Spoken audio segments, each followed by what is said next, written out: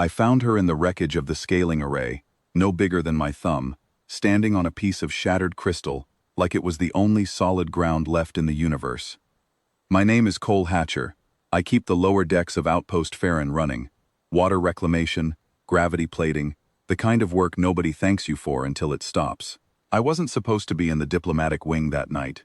The breaker panel for Dock 9 had blown, and the fastest route to the relay station ran straight through the chamber, where the Ilanor delegation kept their scaling array, the device they used to shrink cargo down to nothing for transport across the void. The array was still smoking when I got there, and in the center of it, lit by the dying blue glow of the containment field, was a woman. She was small enough to fit in my palm, but she didn't look small.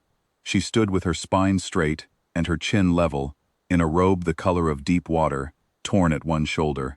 Her skin had a faint silver sheen, like moonlight on a lake, and her eyes, even from this distance, were the kind of gold that didn't blink first. "Don't," she said, when I reached toward her. Her voice came out tinny through the field, but the command in it was full-sized. "I am not a curiosity for your hands." I pulled back. Didn't mean any disrespect. Just didn't want you stepping off that ledge into the coolant pit. She looked down at the pit, then back at me, and something in her face shifted. Not gratitude, not yet. Just recalculation. "You're the maintenance crew," she said. "Cole, I fix what's broken."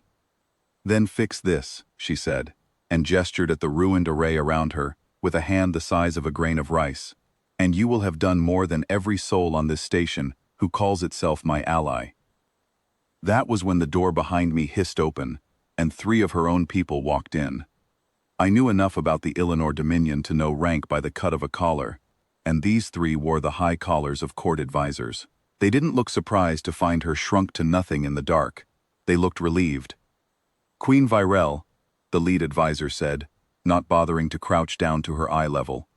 "The array's failure is unfortunate, but perhaps it has clarified matters." "Say what you mean, Hessen. A queen who can be reduced to the size of an insect by a faulty machine is a queen the Dominion cannot afford. The Succession Council has already been notified.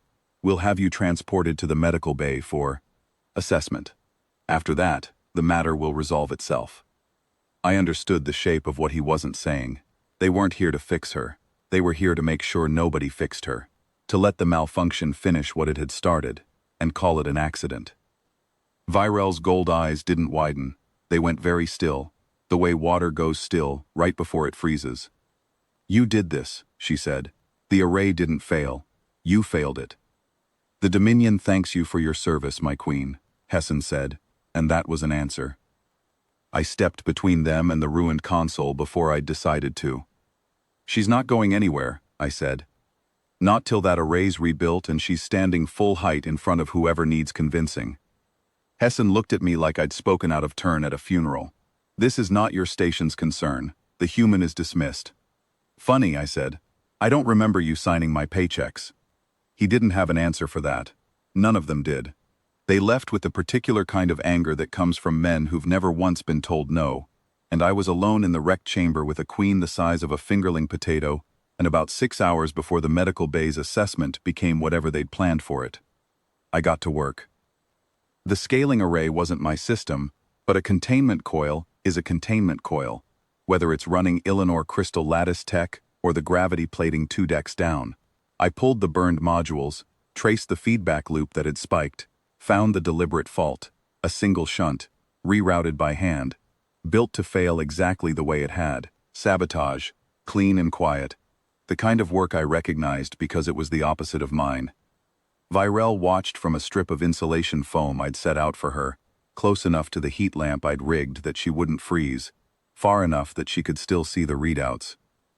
"Why," she said, "around hour 2, are you doing this?" "Because it's broken, and I know how to fix it." "That's not an answer for a queen. Try again." I sat back on my heels and looked at her. Really looked, past the size of her, the way you look at a console reading, until the numbers stop being numbers and start being a story. Because the moment they walked in here, and didn't even kneel down to talk to you, I said, I understood they'd already decided you weren't worth the trouble of seeing properly. And I think that's a worse crime than what the machine did to you.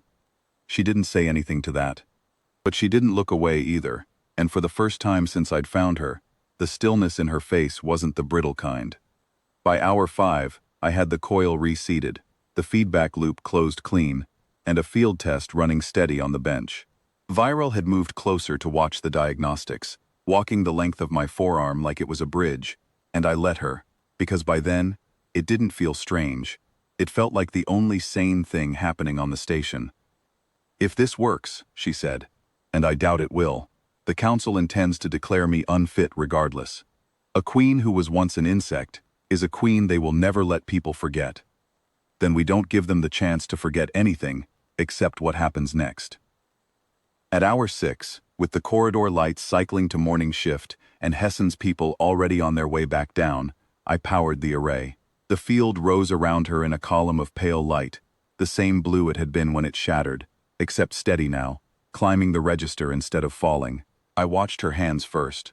They grew before the rest of her, fingers lengthening, and then the column widened all at once, and Queen Virel of the Illinois Dominion stood in front of me at her full height, taller than I was, robe torn at the shoulder, but spine just as straight as it had been when she was small enough to stand on a shard of glass. She didn't say anything right away.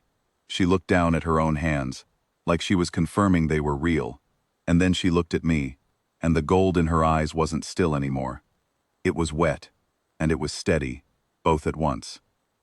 Hessen and the council walked in 3 minutes later to find their queen restored, and a maintenance tech standing beside the console, with grease to his elbows, and no intention of stepping back. "Explain this," Hessen said, to no one in particular. "There's nothing to explain," Virel said. "The array was sabotaged. I have the failure logs, and I have the man who rebuilt it with his own hands, when every one of you decided I was already finished." She turned to the rest of the council, and her voice filled the chamber the way it hadn't been able to when she was the size of my thumb. "From this day, no Illinois citizen is to be measured by their size, their wound, or their misfortune, only by who stood beside them when they had nothing left to offer in return. This man stood beside me. He will stand beside me as my consort, and the law that nearly let you discard me ends here." Hessen opened his mouth and found, for once in his life, nothing worth saying. Virel didn't press her forehead to mine, and she didn't need to. She simply held out her hand, full-sized now, steady, and I took it in front of the whole council, and that was the only proof either of us needed, that some things, once truly seen, don't get to be unseen again.